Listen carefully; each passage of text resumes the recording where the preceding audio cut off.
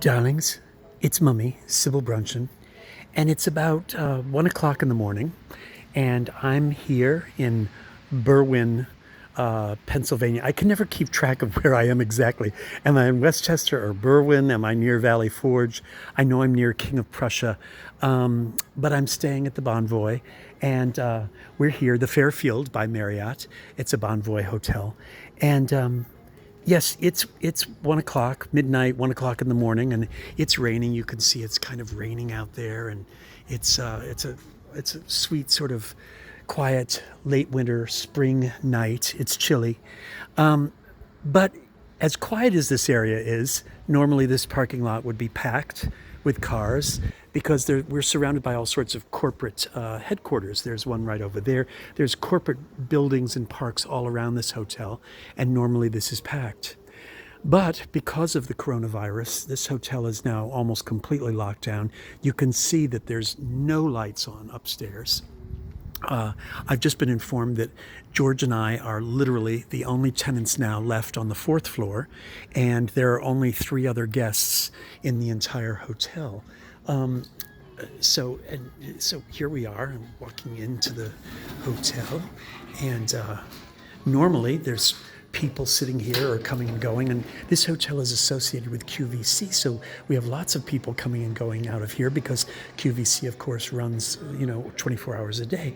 I showed you in an earlier Tour-ette that they've taken away all the furniture because they are discouraging anyone from meeting or gathering in the lobbies. So, except for the fact that they can't remove the mantelpiece or the hearth seating there. There's no seating left. The benches are still here. But tomorrow morning, when they serve breakfast, it will be the skeleton breakfast. It won't be all the wonderful things they normally serve. It'll just be some yogurts, and that's it.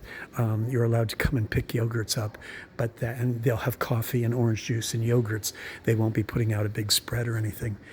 So this is what life has become like now.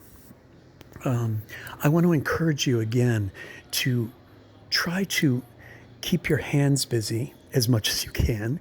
And even though we can't visit people in person in groups, we certainly can reach out to them through our technology, whether it's on YouTube or Facebook or Skype or FaceTime or Twitter and Instagram. Reach out to people, talk to them on the phone, but if you can manage Skype and FaceTime, try and figure out how to do those things. It'll make you feel better. Hug your cat, hug your dog, appreciate your pets, appreciate your loved one. If you are lucky enough to have a partner, be grateful for them, and be present and mindful. I can't recommend enough not posting Facebook banners saying, I'm scared or I'm depressed.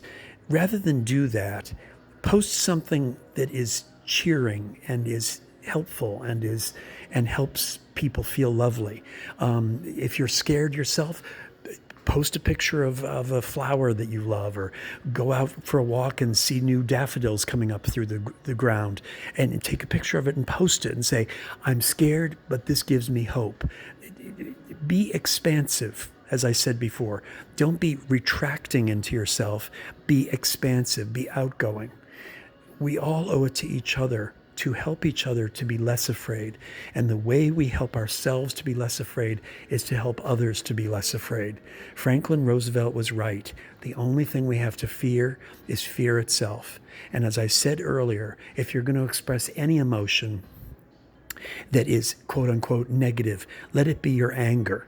When I had cancer, and when I was on chemotherapy and was absolutely hideous to look at, and I was in pain, I got angry. I got angry at my disease. I got angry at the chemotherapy, and I let my anger burn brightly to make me thrive. Be angry. Don't be sad. Don't be imploded, and don't be depressed. If you're going to choose anything, be angry and let it sway your vote in November, and let it affect how you deal with red state voters, red voters, people who are still enabling this monstrous stuff we're going through, people who are still being apologists for the idiots in charge of this disaster. The giveaway that we did to the 1% financially, that ruined us and has given us a deficit that could have taken care of all of this financially. We could have had hospitals supplied. We could have had our medical professionals who are truly the infantry down in the trenches. We could have been supporting so many people, but we were foolish, and people voted foolishly. Don't let them off the hook. Be angry, okay? And if you're not going to be angry, then be outgoing and loving to the people that deserve it. All right? You have a good night. I love you all.